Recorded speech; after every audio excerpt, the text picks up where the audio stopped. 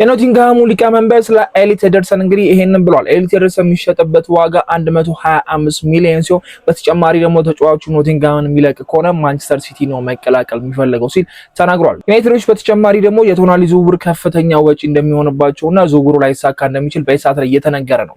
ወደ ካርሎስ ባሊባ የተመለሱ ዩናይትዶች በ50 ሚሊዮን ፓውንድ ካርሎስ ባሊባ እንደሚያገኙ እምነት አላቸው። ግን ደግሞ ብራይተኖች በ50 ሚሊዮን ፓውንድ ተጫዋቹን የሚሸጥ ፍላጎት ምንም የላቸው። ከሰሞኑ ከክለባችን ጋር ስሙ ሲያዝ የነበረው ቹዋሜኒ አሁን ፋብሪዞ እንዳሳወቀው ከሆነ በክረምቱ የዝውውር መስኮት ማድሪድን እንደማይለቅ እንግዲህ ተናግሯል።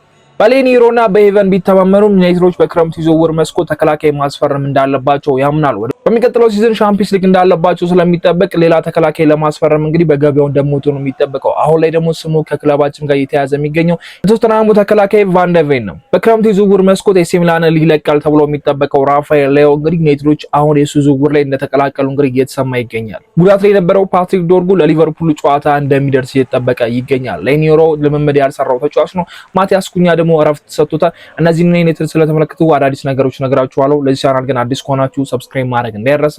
ወደ ቪዲዮ እንሂድ።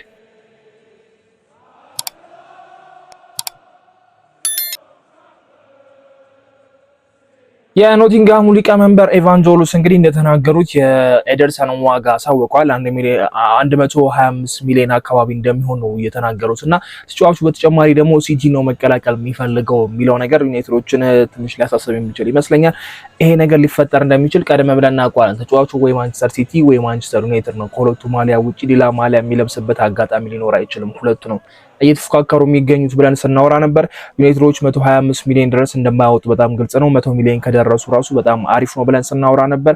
አሁን ላይ ግን ዋጋውን ታውቋል። ተጫዋቹ ምርጫውም እንግዲህ ሲቲ ላይ እንደሚችል ዩናይትዶች ተናግሯቸዋልና የኤደርሰንን ዝውውር ኦልሞስት እንዳጡት ሊመስል ይችላል። ግን ደግሞ ሲቲዎች በዚህ በኩል ከ100 ሚሊዮን በላይ ማውጣት አይፈልጉም። የሮዲን ውል ማራዘም የሚችሉ ከሆነ ከ100 ሚሊዮን በላይ ማውጣት አይፈልጉም። ሌላ ተጫዋች አማራጭ ብለው ሊመለከቱ ይችላሉ ነው እየተባለ የሚገኘውና ዘ አትሌቲክ ባወጣው መረጃ መሰረት እንግዲህ የሲቲንም የዋጋ ፍላጎት አሳውቋል። ከዛ ደግሞ ሊቀመንበሩ የተናገሩትና ሲቲ እንደሚፈልግ አያይዞ ተናግሯልና ለዩናይትድ ምን አይነት ነገር ያመጣል? ይሄ በጣም መጥፎ ዜና ይመስለኛል። የቶናሊ ጉዳይም ዩናይትዶች ኦልሞስት ከዝውውሩ ለመውጣት እያሰቡ እንደሆነ እየተነገረ ነበር። የዋጋውን አይችሉትም። ከኤሊት ኤደርሰን በላይ ዋጋው ሊሆን እንደሚችል ነው እየተጠበቀ የሚገኘው። ተጫዋቹ ድንገት ነው ልቀቁኝ ያለው። ከዛ ነው ኒውካስትሎች ደግሞ ተጫዋቹን መልቀቅ አይፈልጉም። እስከ 150 ድረስ የሚሄድበት አጋጣሚ አለና የእሱን የዝውውር ገንዘብ እንደማይችሉትና ከአቅማቸው በላይ እንደሆነም አያይዞ ተናግሯል ዘ አትሌቲክስ እና ዩናይትዶች ኤደርሰንን የሚያወጡ ከሆነ የቶናሊ ዋጋ ከተወደደባቸው ሌላ አማራጮች የሚመለከቱባቸው ግዴታ ውስጥ የመግባት ሁኔታ አለ እና ያንን ስንመለከት አሁን ወደ ካርሎስ ባሊባ መመለስ ሁኔታው መጥቷልና የካርሎስ ባሊባ ጉዳይ ባለፈው ዘመር ኦልሞስት ከተጫዋቹ ጋር ያለው ነገር አብቅቶ ነበር። ሁሉን ነገር ጨራርሰው የግል ጉዳያቸውን ጨርሰው ነበር። የብራይተን ምንም አይነት ፍላጎት አለማሳየታቸው ወይ ደግሞ ዋጋ መናገርም አልፈለጉም። ስለዚህ ተጫዋቹን ተውት። ዩናይትዶች ግን በዚህኛው ሲዝን ስንመለከተው ከባሊባ በተሻለ ኤደርሰን ጥሩ መንቀሳቀስ ጀመሩ። ኤደርሰን ላይ ፍላጎት አሳያቸው። የባሊባ ላይ እምነት አላገኘው ነበር። የቶናሊ ጉዳይ መጣ። ቶናሊ መልቀቅ እንደሚፈልግ ተናገረ። ሁለቱ ላይ ነበር ፎከስ አድርገው እየሰሩ የነበሩትና አሁን ላይ ያላቸው የመጨረሻ አማራጭ በሚመስል ደረጃ እንግዲህ ካርሎስ ባሊባ ሆኖ ብቅ ብሏልና ዩናይትዶች በ50 ሚሊዮን ፓውንድ ይህን ተጫዋች ማግኘት እንደሚችሉ ያምናሉ። ብራይተኖች ግን በ50 ሚሊዮን ፓውንድ እንደማይሸጡ ነው እየተነገረ የሚገኘውና የካርሎስ ባሊባ ዋጋ በዚህኛው የክረምት ዝውውር እንደሚቀንስ በጣም ግልጽ ነው። ዩናይትዶች ከ100 ድረስ ለማውጣት ፈቃደኛ ነበሩ ሲባል ነበር ባለፈው የክረምት ዝውውር። አሁን ላይ ግን ዋጋው የሱ ፐርፎርማንስም በዚህ ዓመት ይሄን ያህል አሪፍ አልነበረም። በአፍሪካ ዋንጫው በጣም አሪፍ ነበር። ከዛ ሪሴንትሊ አሁን እያካሄዳቸው ያለው እንቅስቃሴዎች በጣም አሪፍ ነውና ካርሎስ ባሊባን ዩናይትዶች መመልከታቸው ድጋሚ ልክ ነው ብዬ አስባለሁ። ኦልሞስት ትተውት ነበረ ግን የተጫዋች ምርጫ ወደ ሲቲ ሄዷል። በዚህ በኩል ደግሞ ከፍተኛ ገንዘብ ሊያስወጣቸው የሚችለው ቶናሊ ማለና ሁለቱንም መቋቋም የማይችሉ ከሆነና ከአቅማቸው በላይ ከሆነ ወደ ካርሎስ ባሊባ መመለሱ ግዴታና ግዴታ የሆነበት አጋጣሚ መጥቷል።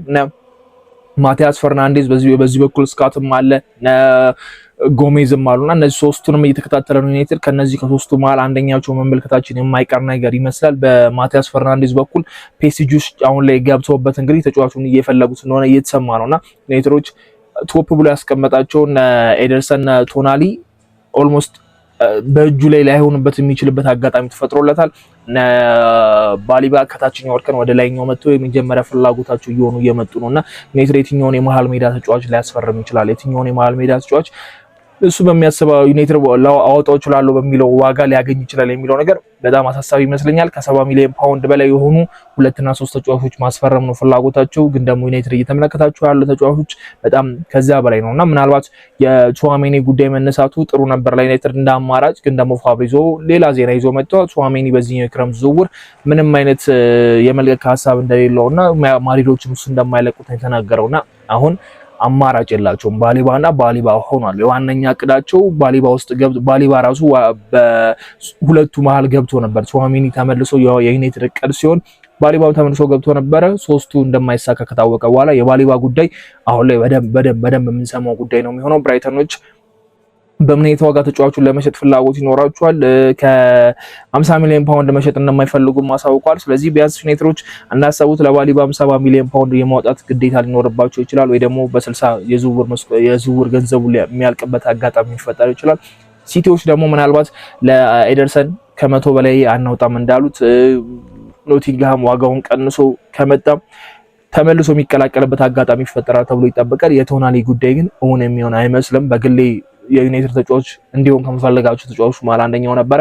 ግን ደግሞ ዋጋው ከፍተኛ እንደሚሆን ነው የሚጠበቀው። ወደ ሴሪ ኤ የመመለስ ወደ ጣሊያን የመመለስ እድሉ እየሰፋ ይመስላል። እሱንም የዛን ያህል ገንዘብ ከፍሎ የሚወስዱት ክለብ ካገኘ ነውና ቶናሊ ጉዳይ ትንሽ ጠበቅ ብሏል። የኮንትራቱም ጉዳይ ኤጁም ምናምን ያንን ተጨምሮ እንግዲህ ኒውካስትሎች በቀላሉ እንደማይለቁት ነው የሚጠበቀው። የአይዛክን አይነት ነገር ሰጣ ገባ ውስጥ እንደማይገባ ነው የሚጠበቀው። በጣም ጥሩ የሚባል ግንኙነት ነው ያለው ከኒውካስትል ጋርና ያንን አይነት ነገር መፍጠር ስለማይፈልግ ተጫዋቹ ምናልባት ግዴታ ሆኖበት የመቆየት ግዴታ ሊፈጠርበት ይችላል፣ ወይ ደግሞ በታሰበው ገንዘብ የሚገዛው ክለብ ሊያገኝ ይችላል። እና የቶናሊን ጉዳይ በደንብ የምንሰማው ነው የሚሆነው። የኤደርሰን ነገር ግን አሳሳቢ ነው። ዩናይትዶች ኦልሞስት አድቫንቴጅ ወስዶባቸዋል። ተጫዋቹ ሲቲን እንደሚመርጥ የኖቲንጋሙ ሊቀመንበር ራሱ ወጥቶ መናገር ችሏል። ስለዚህ አሁን ሌሎች አማራጫቸውን የማየት ግዴታ ይኖርባቸዋል። የቱዋሜኒም ጉዳይ ያበቃላት ነው። ስለዚህ ባሊባ ብቻ የዩናይትድ የመጨረሻ ምርጫ የሚሆንበት አጋጣሚ ይፈጠራል። ጎሜዝ መስማታቸው አነቀረም።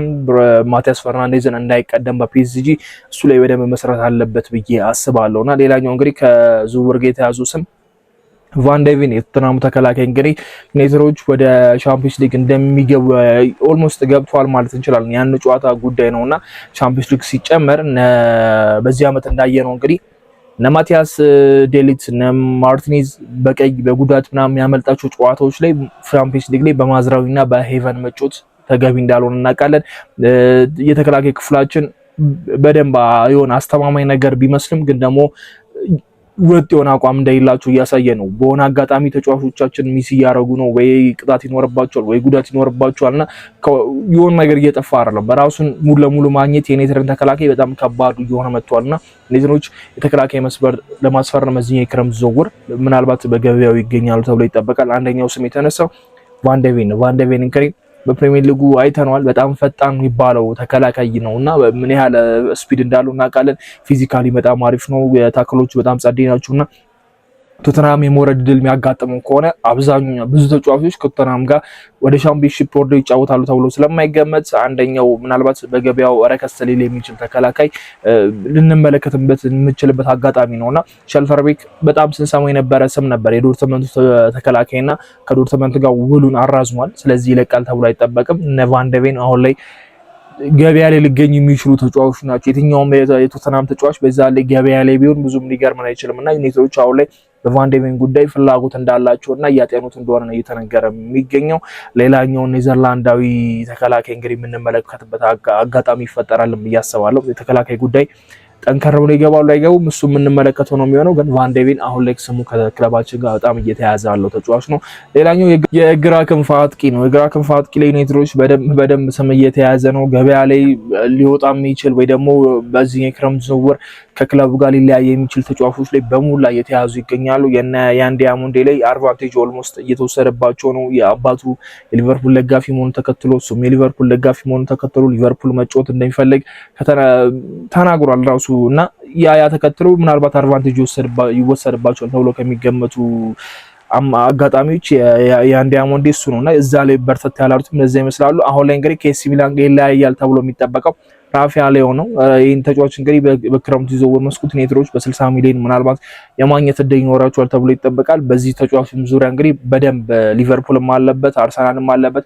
ብዙ ክለቦች የግራ ክንፍ አጥቂ የሚፈልጉ ክለቦች እንግዲህ ይፋለሙበታል ተብሎ ነው የሚጠበቀው።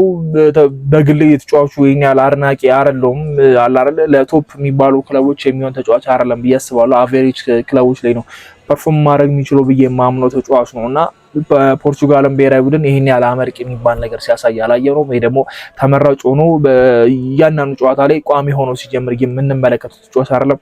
ኤሲ ሚላን ላይ ያው አሪፍ ፐርፎርም ያደርጋል፣ ሴሪያ ነው ግን ይሄን ያለ አመርቂ ነገር አይደለም። ዩናይትድ አሁን ለሚፈልገው እነ ብራይን ምቤሞን ባየንበት አይነችን እነ ኩኛን ባየንበት አይነችን ራፋኤል በጣም አሪፍ ነው ብለን እንትን የምንልበት አጋጣሚ የለምና ዩናይትድ አማራጩ መፈለጉ ምንም የሚገርም ነገር አይደለም። ግን ደግሞ ያን ዲያሞንድ እንደምን ብሎ ችክ ቢልና የአርቢ ሌፕዚግ ዋጋ 100 ነው እያሉ ያሉት ዩናይትዶች በዚህ ክረምት ዝውውር ምን ያህል ዋጋ ሊያወጡ ይችላሉ የሚለው ነገር ሌላ የራሱን የቻለ ጉዳይ ነው። ግን በድርድር የተወሰነ ገንዘብ ያስቀንሳሉ ብዬ አስባለሁ። ሊቨርፑሎች ተጫዋቹ ላይ በደንብ ጠልቀው የሚገቡ ከሆነ አድቫንቴጅ እንደሚወሰድበት በጣም አምናለሁ። ሁለቱም አንድ ላይ ቀርበውለት ሊቨርፑል እንደሚመርጥ ነው እንግዲህ የሚያስታውቀውና ልክ እንደ ኤደርሰን ሲቲ እንደሚመርጠው እንደ ኦልሞስት እሱ ራሱ ወኪሉ ወይ ወጥቶ ባይናገሩም ሊቀመንበሩ እንግዲህ ያሳውቀውናልና እንደ ኤደርሰን ሊቨርፑል የሚመርጥበት አጋጣሚ ያለ ያን ዲያሞንድ። ስለዚህ ሌሎች አማራጭና ራፋኤልን መመልከቱ የተሻለ ነው። ራፋኤል ክረምት ዝውውር ይለቃል ተብሎ ስለሚጠበቅ ዩናይትድ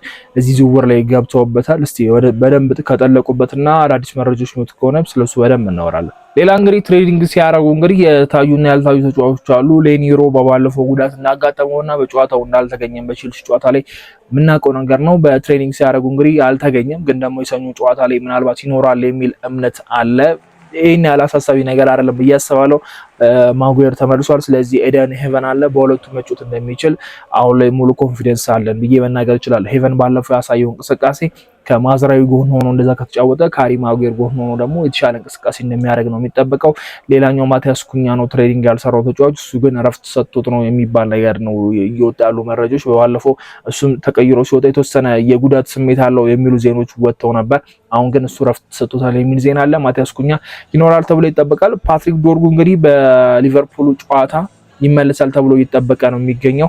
ኦልሞስት ሲዝን ኦፍ ሊሆን ይችላል የሚባሉ ተጫዋቾች እንግዲህ ተመልሶልናል ማለት እንችላለን። ለማይክል ካሪክ እንደ አማራጭ ጥሩ ነው። ኦልሞስት አሁን የፈለገው ነገር ሻምፒዮንስ ሊግ ነበር። ሻምፒዮንስ ሊጉን የማረጋገጥ ሁኔታው በጣም የቀረበ ነው የሚመጣው። አንድ ጨዋታ ብቻ ማሸነፍ ነው። ከዛ በኋላ የራሱን አሰልጣኝነት ማስቀጠል እና ዩናይትዶች እንዲያምኑበት ማድረግ ነው የቀሩትን ጨዋታ ማድረግ የሚችለውና ፓትሪክ ዶርጉ መመለሱ ለሱ በጣም አሪፍ ነው። የማቲያስ ዴሊክት ዜና እስካሁን ድረስ ምንም የለም። የሲዝን ኦፍ የተባለው ነገር እውነትም ይመስላል። እስቲ አዳዲስ መረጃዎች ሲሰሙ ደግሞ ሼር ማድረጋችሁ ነው የሚሆነው። በሚቀጥለው ቪዲዮ እንገናኛለን። ሰብስክራይብ ካላደረጋችሁ ሰብስክራይብ ማድረግ እንዳይረሳ። ላይክ አድርጉት። ይሄንን ቪዲዮ አስተያየታችሁን ኮሜንት ላይ አስቀምጡልኝ። እስከዛው ግን ይመቻችሁ። ቻው።